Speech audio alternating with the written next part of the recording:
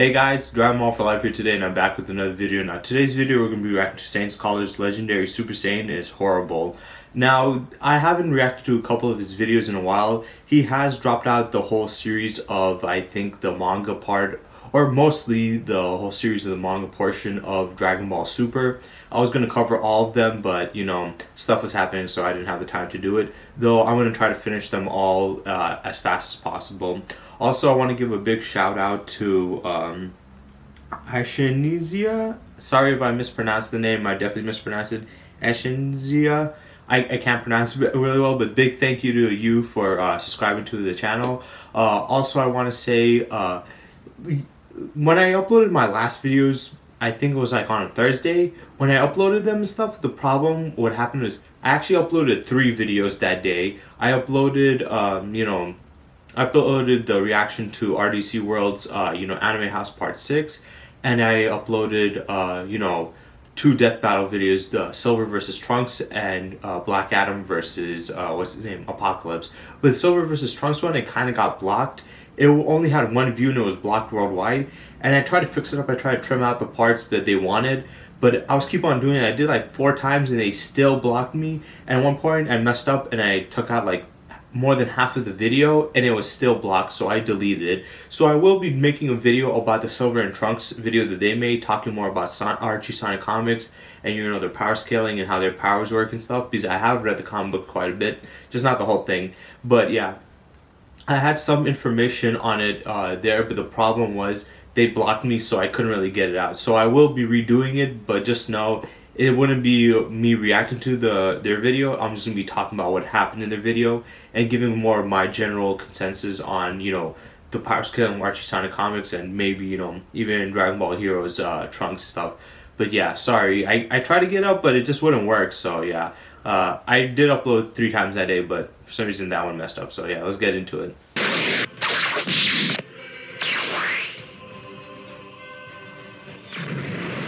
Welcome back, guys. Now it's time for the Tournament of Power Scale. And now I'm going to share with you the most broken arc in the Dragon Ball Super manga. Far more busted than the Goku Black arc. So please lend me a like towards the video. That really helps keep my spirits up to continue this wild adventure. But more importantly, it helps get this video out there to other fans like yourself. So subscribe if you enjoy this video, because I guarantee you will. Now, when the arc begins, straight away Goku gets shot and hurt by a bullet and admits he's getting out of shape and needs to get back to training. So I'm going to lower his raw base power by 1.25 times here, just to go along with the plot. Don't take the bullet panel personal, guys. He's not using his full base power here. Base powers can fluctuate from a power level of 5 up to the millions in a heartbeat. Now on Beerus' planet, Vegeta is training with Whis. It's been 9 months at most since the Goku Black arc, because Bra is about to be born. Whis says Vegeta has gotten better and his moves are getting sharper, and even says Vegeta has grown as a warrior. Whis doesn't refer to power here, but a sharper punch means a more precise one, thus would be more lethal and makes a difference. So in essence, Vegeta's sharper skills makes him a stronger warrior overall. So I'm raising Vegeta's overall power stat by 1.25 times. Goku was stronger than Vegeta during the fight with Zamasu, but that's because of the completed blue. Beerus challenges Vegeta and says it's been a few years. So Battle of Gods is between 3 to 5 years ago. Beerus squashes Super Saiyan Blue Vegeta and tanks completed Super Saiyan Blue. In the Goku, just to let you know, so in the manga he said 3 to 5 years maybe. I don't think it's 5 years because the movie, so probably 2 to 3 years. But in the anime, I think it was only 1 year that passed, because I remember when Frost was being hunted, and I think it was around the same area where like Hit was or whatever. They did mention like a whole year had passed from the Universe 6 vs 7 tournament to what's the thing called, through the Tournament of Power. But then again, since it was Battle of Gods, that was probably like even months before that, so possibly it was like 2 years in the in the anime too. But from the Universe 6 vs 7 arc all the way to the ending, that was only a year that had passed. So at most you could argue that Dragon Ball Super only extended out for 2 whole years. The time that passed was only 2 years throughout the entire things that they went through.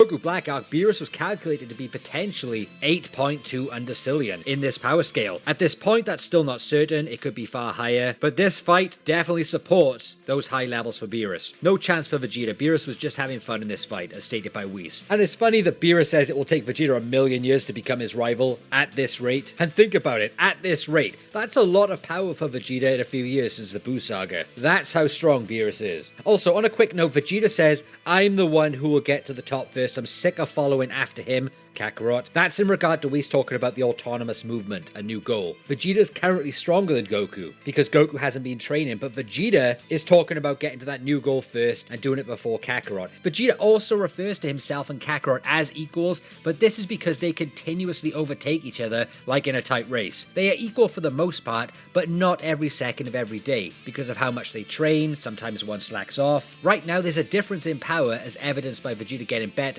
but Goku could still catch up and overtake in a heartbeat if he needs to. That's the potential of these guys, and also the plot.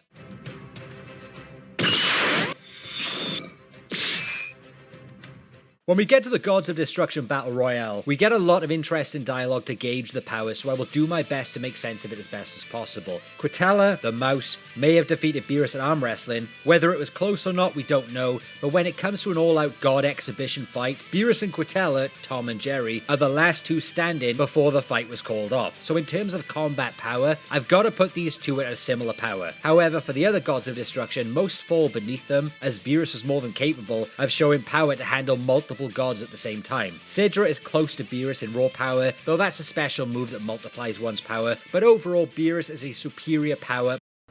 I wanted to pause this to ask you guys, what did you think about this decision in the manga? Because this was drastically different than the anime. The anime, they don't really like hint at it or state. We do see a little bit of the fights between a couple of the gods for like, you know, the arena to see if they can hold up. But it wasn't anything to definitively say one character stronger than the other. Because I'm pretty sure a lot of people are assuming that Jin and Liquor were one of the strongest gods in, you know, there, because they're one of the universes that were not put into the thing. But then again, it had nothing to do with power or whatever.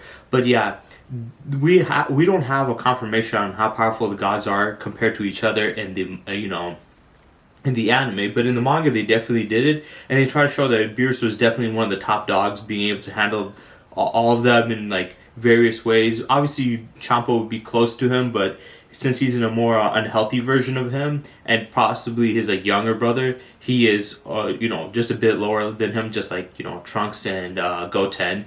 And the mouse guy was equivalent to him, which basically they're giving you more of a general estimate of their power scaling. Personally, I do not like that idea. I think they should have held off on their power scaling towards later. Also, I don't like the idea of making Beerus one of the most powerful ones, because the whole point of Dragon Ball is a progression of power. And if Beerus already is top level, yes, Goku's not on Beerus' level. I know a lot of people try to say Goku surpassed him at this point or that point, whatever. But even if, let's say, he's not on his level, once when he surpasses him, that means the rest of the gods are going to be mostly pointless, at least in the manga.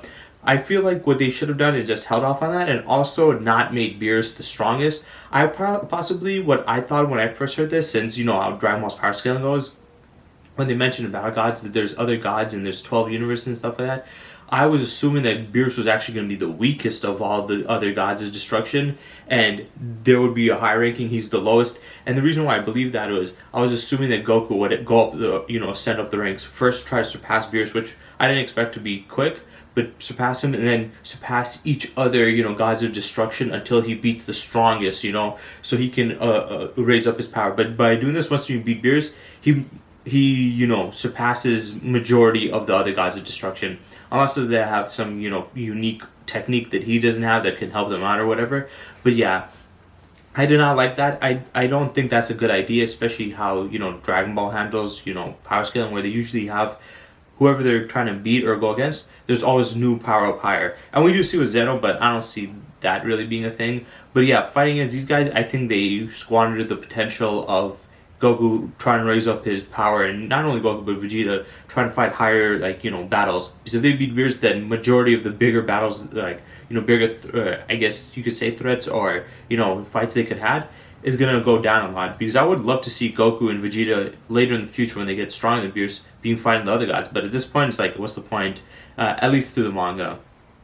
plus combatant, whereas Quintella is potentially the strongest raw power, but not the best combatant, if that makes sense. All of their stats are in different places. Belmod plays dead for the majority of the fight, showcasing his style, but also hints he can't compete with Beerus head-on in power if he resorted to that, so I put Belmod a tier below Beerus. Quick note, I need to debunk those that think base Goku is god level here because he didn't fall from Rumshi's move. According to Whis, Gods of Destruction should be barely standing at this point after Rumshi's technique, and base Goku is still on his feet. We never saw the gods fall anyway, so Whis' dialogue is more for dramatic effect, plus Goku even says that the Gods Battle Royale was too intense to comprehend, and that his battle won't be anything like that he's not confident fighting a God of Destruction. So no, base Goku being God of Destruction level doesn't add up with the full context. Plus Goku was further away than the Gods of Destruction, so Rumshi's technique wears off the further it goes away. Yes, the Supreme Kai falls, but that's the Supreme Kai, not base Goku. Goku vs Toppo is very interesting. Toppo's energy is not able to be detected in his starting form.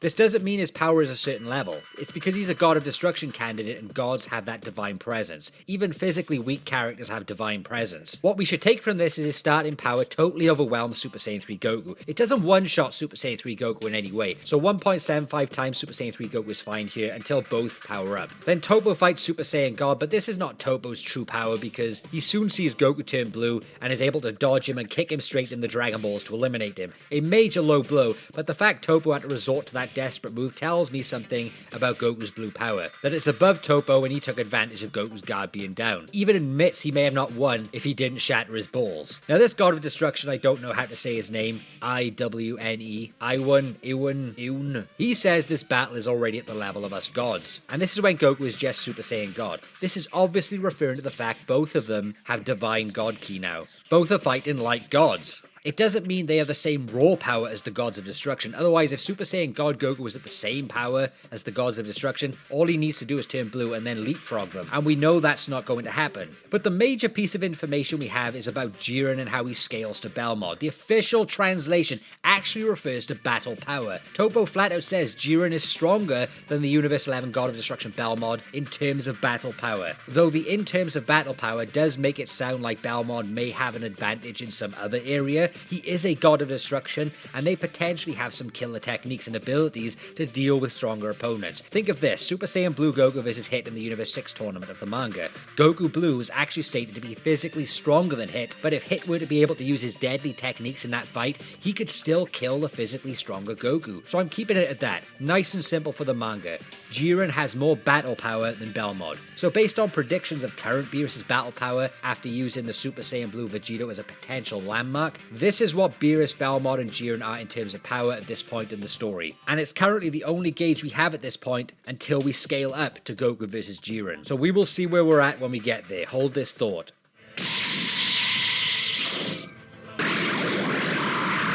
So let's talk about Android 17. Goku. I want to say this before we move on further. What do you guys think about the whole fact that they made Jiren that level or whatever? In the anime, they stated and hinted at stuff, but I think the manga, they more further, confirmed it with, at least with Belmod. Personally, I don't like that idea. I feel like it's okay to have mortals stronger than gods and stuff, but they should have done that later. Once again, I felt like they jumped the gun, and especially the Tournament of Power, I felt like it was not necessary for them to go to that right away. Because it's funny because a lot of times, us as Dragon Ball fans were like, what are they going to do with the future and stuff like that? And they had a golden opportunity to save up a ton of characters and have potential stories and at least make you a little more creative in the future to do something. But instead of doing that, they wasted the potential and then they went on doing the same repetitive shit that we've seen before. So the good stuff that we could have got, you wasted that. And the shit that we don't want that's repetitive, you keep on giving it to us. It's like, what are you guys doing? That's why I was a little bit annoyed with the Broly movie because it was like, so instead of, because you could have saved up a character from another universe that was a threat that had, a big level threat that could have fought Goku in them. But no, they just went back to Universe 7 again and used the Saiyan again and used the Saiyan that we've seen before with just a bit of a changed up, backstory. Instead of just giving us a new character, I felt like you created this whole well of additional potential. And instead of, capitalizing on the additional potential, you stay in the same universe, you stay with the same characters, you stay with the same ideas. What's the point of making all these other characters or these, there's this many other universes and there's other beings there? What's the point of telling us all this potential, wasting it, and then also focusing on something that you don't really need? We didn't need, or to see Frieza again. I mean, Broly again, and then even with Frieza, we didn't need that either. Like, they could have literally gave us characters from different universes, but they wasted it. It's such dumb ideas. They had such potential, and then they squander it by doing the same old shit. They didn't need Resurrection of F to have Frieza come back. They announced new universes. I was assuming that they'll go forward, and the reason why I'm harping on this is because they did that with Jiren too. Because once again, they're saying that Jiren is stronger than him and stuff, and or at least at his strength level. So now you've already, once again, by Goku beating Jiren, you got rid of a lot of potential of future fights that you could have held off on. That's why I don't like when people are like, "Oh, Goku should be stronger than Beerus," because I'm like, why? Why do you guys have such a need for them to go fast and beat Beerus? Because let's be honest, reaching up to Beerus' power is something that should be taken slowly and with time. Because if you do it too fast, then it feels like there's no need to, have Dragon Ball. And we want to have Dragon Ball have an extended reasoning to stay. But if you do stuff like that where you use up all the, potential that they have, then it's just like, what's the point of making more, stuff? You're just adding on to something that's not necessary. You created the great world from, Battle of Gods, but now you're wasting it. So that's how I feel about that. I don't like that. I don't like the fact that they brought Frieza back and stuff. Also, I just want to state again, I think I stated this a couple other videos, for those who are wondering if Goku or these characters or that characters are stronger than Beerus, just know there's no way in hell Toriyama would not make these characters surpass Beerus and not make them fight him. It's been stated multiple times that there's going to be a rematch. So there's no way in hell that Goku and Vegeta or any of these characters would surpass him without Beerus, jumping in, especially Beerus loving fights. So yeah, it's not like Beerus came there to get the legendary Super Saiyan God or whatever, And he didn't get the fight he wanted. He got a little bit of a fight, but he didn't get, somebody to push him. But you're saying that in the story, Goku surpasses that, and he didn't want to try it at all? The whole point of Battle Gods was to do that, and he postponed it, saying, in the future when you get better, you'll do it. So for him to reach that level and not do it doesn't make sense. So like I stated in one of my last videos, I forgot which one it was, of Goku or any of these characters do surpass him, we will know. You know how we would know? They would literally have Beerus fighting them. There's a reason why they've held off on Beerus literally going against Goku, Vegeta, full powered and stuff, because they don't want to show it right away. They were like, you know what? Let's wait towards the end when they do it or are on that level. So that's the way I see with that. Counters him in the manga, we only see Goku use Super Saiyan 3 against him, which doesn't provide us with enough information, only a small scuffle, where 17 knocks Goku flying and Goku still looks confident in fighting him. From the limited fight we got, it could be that 17 scales to Super Saiyan 3 Goku at this point if he's suppressed, but let's wait and see where we're at in the Tournament of Power itself. When you look at this number for 17, consider base Goku in the Buu Saga is a 1, and consider the insane plot power-up that Android 17 has just by fighting some poachers for 10 years. Anything is possible in Dragon Ball Super. Over in Universe 6, Kaba engages with Cauliflower. Cauliflower whips base Kaba, but Super Saiyan Kaba whips Cauliflower. We don't know their power in numbers here. We need to wait for the Tournament of Power because we can gauge them against other fighters there. But one thing I want you to take note of, base Kale in the manga is insane. Able to remove an item from Super Saiyan Kaba without him knowing. Casually. Remember that. All we need to know is base Kale is the strongest here, then Super Saiyan Cauliflower, then Super Saiyan Kaba. In terms of Frieza, we don't know how. In my Kale video, when I mentioned that, I talked about it doesn't make sense with her power scaling or multipliers through her Super Saiyan forms, because in her base, she's actually really weak. She got bodied by a fodder character in there. They also stated that she doesn't have that much power. Even Kefla, who's supposed to be your friend, was like, yeah, she isn't really that crazy or good. And even in the games, I think they mentioned she was pretty weak in base. But when she went to her Berserker form, she came stronger. And I get it. The Berserker form might have a higher multiplier than, the other Super Saiyan forms, maybe even high enough as Super Saiyan 2, but even then, let's say you have a multiplier up Super Saiyan 2 level or a little bit higher than that, that is not going to make you that much more stronger if your base is weak. So I felt like in the anime, they did a horrible job because logically, the characters still have to be strong or decently strong in the base. You can't be super weak and then just have a multiplier transformation, unless the multiplier of the transformation is ridiculous. And even if it is, the thing is, it's not past Super Saiyan 3 because when she saw Super Saiyan 3 Goku, she was amazed by the amount of power that he was able to get. So Super Saiyan 1 and 2 might be above, or at least 2 level, but 3, no, I don't see it surpassing 3 in the anime. So I felt like they did a terrible job. The manga, they did better by making her base stronger, though I still do think it's bullshit that she could do that to somebody like Kaba in Super Saiyan 1, seeing as how in the Universe 7 versus 6 tournament, Vados picked the best candidates for to win. So she picked the strongest Saiyan. Wouldn't Kaba be the strongest Saiyan? If he wasn't, why would you pick him? Of you're supposed to side with Champa. You picked Frost, who is obviously evil. You picked somebody on the level of Hit and was offering him that stuff. So if you're really willing to go that far, why would you pick a Saiyan that would not be the strongest? So logically, that does not make sense that she could do that to Kaba, because technically Kaba should be the strongest since he was literally selected by Vados, who should be able to see which is the strongest Saiyan in their universe. The fact that she missed that and picked him, and also Kefla has shown better potential than him too, so it's like, also that is just, it just doesn't make any sense. And this was prior to him going Super Saiyan, so she would have been better. Why didn't she pick her? I think it's simply because bad writing, and she wasn't existing at that time, and they later did, and like, let's make her powerful because let's make her female Saiyan, so she has to be strong. So yeah, that doesn't make much sense. Like I said, at least it makes more sense in the manga, though I will say I still don't like the idea that she's stronger than him, because he should be the stronger Saiyan because of that, and especially in Super Saiyan, he should not be getting speed. She should not be speed blitzing him, because you get 50 times multiplier. That means she was even more than 50 times beyond him and Kefla and stuff. It's just ridiculous writing. Also, I do like the fact that they kept Goku Super Saiyan 3 against 17. The other one, he went to blue, and some people say, well, he's holding back, but he stated, I wasn't trying to go to this transformation, you forced me into it, and he also stated that he was holding back. So yeah, but yeah, even poaching alone, getting that strong is just ridiculous. The battle of negotiations went with him and Goku, as Frieza agreed to a deal more than being beaten into submission. Therefore, we will wait until the Tournament of Power to get a true gauge on Golden Frieza's power and the actual multiplier for the Golden form, finally. But it's hinted they are somewhat close at the moment, with Goku having an edge. We know he's caught up since Resurrection F's level of power through just image training and plot. But you will see the changes soon. Things change very quickly during the Tournament of Power itself.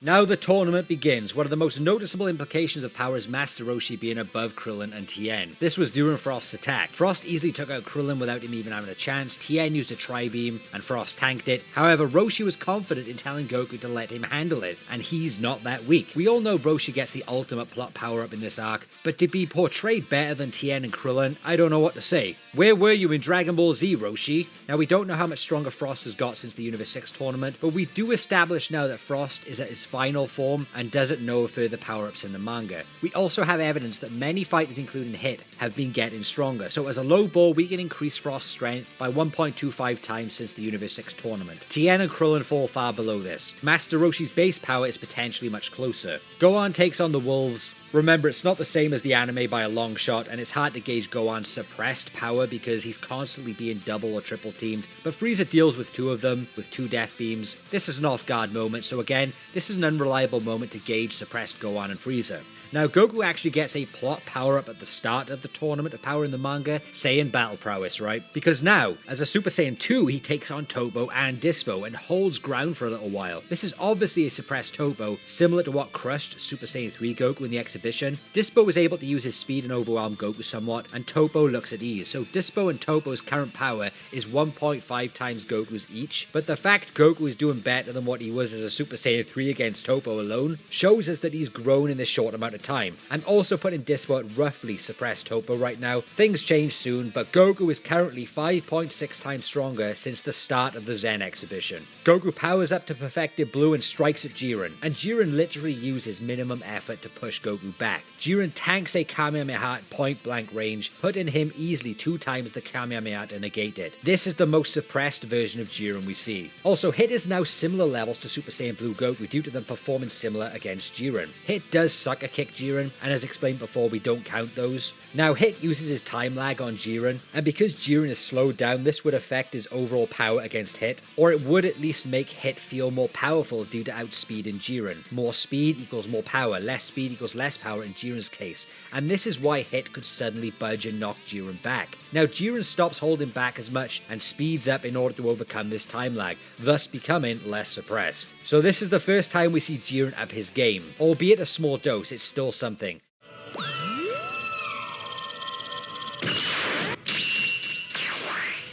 When we get to Cauliflower versus Frieza, it's very confusing.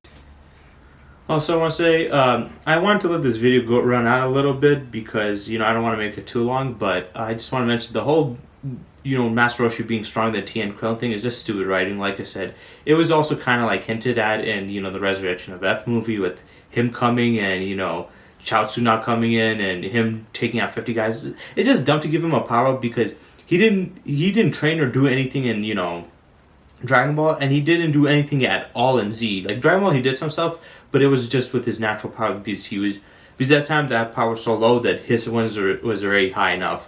But yeah, the fact that he would surpass those two does not make sense to me at all. I think that's just bad writing that he would be stronger than them. They've been constantly trained. They've been naturally stronger than them. They surpassed him a long time ago. They're just better. So why the hell would he do this? It's simply just fan service, and this is why I can't really respect Dragon Ball Super, either the manga or the anime, because they do stuff that don't make sense just for plot sake or for fan service sake, and they try to act like it makes sense when it doesn't really make any sense. Due to the fluctuating performances between them. We see Frieza toy around with base Cauliflower like it's nothing, then Cauliflower turns Super Saiyan, manages to hit Frieza back, then Frieza crushes her with some rocks, then she pushes him back with what looks like her version of a Kamehameha wave, where Frieza then looks ruffled. But for her to do that whilst he's in combat without him even being able to counter says something about Cauliflower's power. Yes, Cauliflower is indeed a prodigy just like Frieza, but he cannot tank Super Saiyan Cauliflower's brute power, and he complements her Super Saiyan power, actually hoping he wouldn't have to resort to his golden form, which means Super Saiyan Cauliflower is actually starting to be troublesome for final form Frieza in the manga. She gains power really fast, or it could be they just write without caring about power scales, and that's the most likely outcome. But like I said, it's not so much we're trying to make sense of it, we're just simply counting it. Now he becomes Golden Frieza and begins tormenting Cauliflower. Frieza is definitely not serious fighting her here, but then Kale steps in, showing how much of a beast she is in base form, totally different from the anime, able to demonstrate some impressive speed that even takes Frieza by surprise. Here's where things get weird. Cauliflower gets a massive power boost through her anger. An enraged Cauliflower's blast connects with Golden Frieza thanks to Kale's distraction, but Frieza manages to deal with it after he resets himself. However, he could not tank it. He had to put in some energy to deal with it. This is very important to how far Cauliflower grew in her rage boost, and that's just another example of broken power scaling, as 2 minutes ago, she was getting pinned down by Final Form Frieza's rocks. Golden Frieza is 1.75 times Super Saiyan Cauliflower's Enraged Blast. Frieza says that Kale's attack stung a bit more than Cauliflower's, so it's reasonable to put base Kale at 1.25 times Super Saiyan Cauliflower. So that's how strong her base form is. If Super Saiyan Cauliflower's blast just forced Golden Frieza to be serious with an explosive wave, then Kale could do even better if she tried. That's just how it is. Broken manga arc. As for Kaba, Super Saiyan Cauliflower used to be 1.75 times Super Saiyan Kaba, but now she's way higher. We don't get any proof of Kaba's growth here, but an extreme highball, you could still put him 1.75 times less than Cauliflower, but it would be difficult proving that, as at this point there's no way to compare his power to anything. Now Kale becomes the legendary Super Saiyan. She tanks Frieza, slams him around with one arm like Hulk versus Loki. It's at this moment and from this encounter with Kale that Goku's power just conveniently powers up because Super Saiyan Blue Goku catches legendary Super Saiyan Kale's punch directly, smiles and takes her on initially, which is insane considering she just transformed. It just happened, so I'm counting it. Just another one of those power-ups with narrative busting the scaling. This isn't the first time and it won't be the last. Goku grows 13 times since the last point in this tournament. But then Kale's ki spikes and she goes on the attack, and Goku says she's getting stronger to the point she pressures him, breaks his block, and is about to hammer him until Frieza kicks him out of the way. Kale's ki then spikes for a second time, where Goku and Frieza start crapping themselves. Kale attacks everyone, and her ki spikes for a third time, 3 power-ups after transforming. On the third spike, she smiles and appears ready for destruction. So that's the one where she appears at full power during the slaughter. In terms of a multiplier for Kale, there's nothing official for her. We know she's a Super Saiyan, but it's also stated she's a different breed of Super Saiyan, which means she could be higher than a 50 times amp. But again, it's unknown, and I don't want to amplify the headcanon. So I will give her an initial 50 times amp for Super Saiyan, but then increase her 1.25 times every time her power spikes during combat, which was 3 times. So the legendary power is like a slow release power after initially transforming, until it reaches a total of a 100 times multiplier from base form, which is the same as Super Saiyan 2. And that's kind of cool because in classic Dragon Ball Z, legendary Super Saiyan Broly was always debated alongside Super Saiyan 2 Gohan. So this is poetic that the legendary amplifier is the same as Super Saiyan 2 here. The difference with Kale is that her base form is so damn strong that even a 100 times buff is overkill. Kale is Universe 6's Broly, her base has every right to be this strong.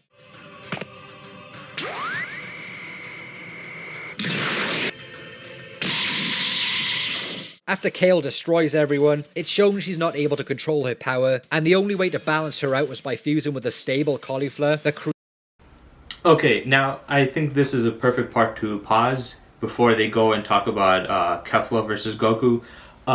This is just idiotic completely. I'm not talking about Saint Scholar. The manga is completely idiotic. I remember when the manga came out, people were saying the manga is better than the anime, the writing is better than in the anime.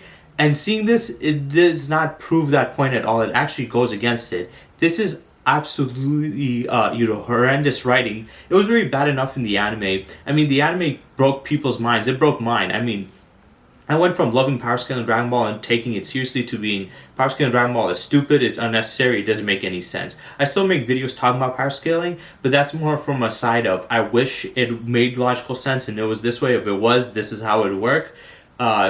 Opposed to this is how it is and this is how we should take it, because it isn't really consistent. So yeah, I don't like that. I think the anime did a terrible job. I mean, we had in the anime her, first of all, obtaining this form which surpassed Super Saiyan 2, Kefla. She was able to, what's the thing called?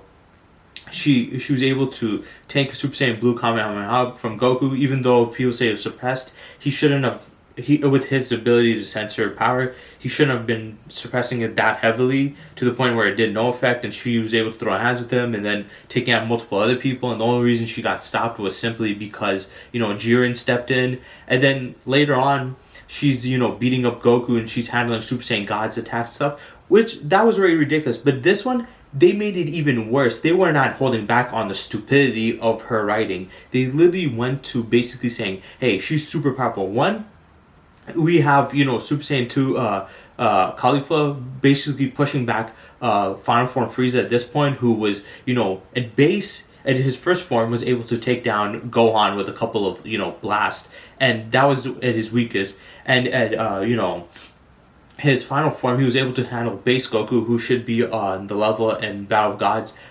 He should have been on the level. Well, actually, in the manga, he was not on that level, but still, he should have been significantly stronger. Or, whatever. And then the fact that she was, what's the thing called? Cauliflower was able to handle somewhat Golden Frieza, and she was able to, severely do stuff to him and hurt him and kick him in the back of the head, take damage from him and do that. And then, Super Saiyan Blue Goku did something for a bit, but then after that, she quickly overpowered him and Frieza, which to me is idiotic. The fact that she could surpass, Goku and Frieza simply by turning Super Saiyan and her base being that strong, I think it's stupid. It makes no sense. Anybody who tried to say that the manga had good writing, shut up. At that point, I don't want to hear what you gotta say, because you clearly are, just trying to defend it to make some excuse. The manga and the anime are both horrendous. I just think some parts of the anime does far worse than the manga, and then some parts the manga does far worse than the anime. And in this case, even though the anime completely made a stupid decision, this is leagues above that. I am just so happy that I care more about the anime than the manga, even though right now the manga is the only thing we got. But yeah, that's just idiotic. I do not like the way they did that. She should not be, throwing hands with Golden Frieza or Super Saiyan Blue Goku, and she should not be scaring them. In this one, there's no debate about they're suppressed. This one, she actually scared them. So that is just dumb. I do not like that idea. Especially her rage form, I don't like that at all. Created a well-balanced fusion in Kefla. Kefla is the power of Kale harnessed with Cauliflower's attitude, and fusion is absolutely no joke, we all know that. When she's formed, we get a lot of power on our hands. The fusion multiplier we always use is best of A plus best of B, then multiply by 100. I won't apply a further controlled boost to the legendary Super Saiyan power, because nothing was stated about that in the manga, only in the anime. And Gohan matches it. Apparently, he grew stronger than ever during this fight, according to Piccolo, which is straight. Was all he could do, then be. That is such lazy ass writing. So, you're telling me Super Saiyan Blue Goku and Golden Frieza are struggling and scared shitless prior to her going to a fuse state, and now they fuse, and he just comes out of nowhere deflecting an attack and getting his power up by understanding the battleground more. What the fuck kind of writing is that? That is just stupidity. The manga, like I said, it's dumb. It's unbelievably stupid. At this point, I don't have any respect for anybody that says the manga has good writing. If you think this is good writing, then I'm sorry, but you've been digesting a lot of shit media. But yeah, this is trash. Range, it's only been going on for 10 seconds, but I suppose at least we've got an inverse reason to this power. He did in fact train as stated in chapter 28, the bonus chapter. Yes, Gohan continues to use the gravity chamber in secret. Dragon Ball Super manga Gohan is no pushover, he always trains. And who does Gohan become if he trains? The answer, the best. I'm not even going to bother calculating his base. His ultimate power is too unstable in terms of a multiplier and is plot specific. In my Dragon Ball Z scale, the ultimate form was like a 20,000 times increase at that time, but that's obviously not going to work here in Super, as that doesn't stay consistent with Dragon Ball Super power creeps. Even 20,000 times less power makes Gohan's base stronger than everyone we've calculated so far, which clearly isn't the case, and we can't use 20,000 times anymore. Therefore, it's going to remain simply as two different Gohans. Gohan not full power, and Gohan full power, with his power fluctuating in between the 2 points depending on how serious he is. Ultimately, you could even consider his ultimate power, his ultimate form, being a stronger multiplier than what it was in the Buu saga. Either way, it's one of the most broken power jumps in Dragon Ball history, and I think everyone is aware of that. Think about it, Goku started struggling against Kale, where Gohan handled the fusion of her, which stacked a legendary Super Saiyan multiplier on top of the base fusion. They write without thinking about scaling, only to tell a story. But when we take time to analyze their work, this is what happens. And this would make Gohan's full power now 10,000 times stronger than Goku's Super Saiyan Blue perfected power. So what is that telling us about Ultra Instinct Sign, or the silver-haired Ultra Instinct? You shaking already? This is going to break new grounds. Gohan may be the best up until this point, but when it comes to Goku time, oh, it's Goku time. Just so you guys know, I'm splitting the Tournament of Power arc into 2 parts because it's an absolute beast. So in the next part, we will continue with the power of Goku vs Jiren, where Ultra Instinct Sign makes a grand appearance, as well as Jiren's awakened power. And let's not forget the silver-haired Ultra Instinct itself. I've also analysed the power of the blue evolved form, and the actual multiplier for the golden Frieza form. It's all coming next time, so thank you so much for watching. So that's it for Saiyan Skull's video on Legendary Super Saiyan is horrible. He said this was part 1 of the tournament power, that part 2 is Ultra Instinct Sign is diabolical, which is only like 9 minutes. I feel like you could have fitted in this one. It wouldn't have been too much longer, but yeah, I guess I can do that one next. Like I said, for right now, it's weird because I do need some footage from my gameplay and stuff for my future videos that it is just me talking and not, reacting to a video.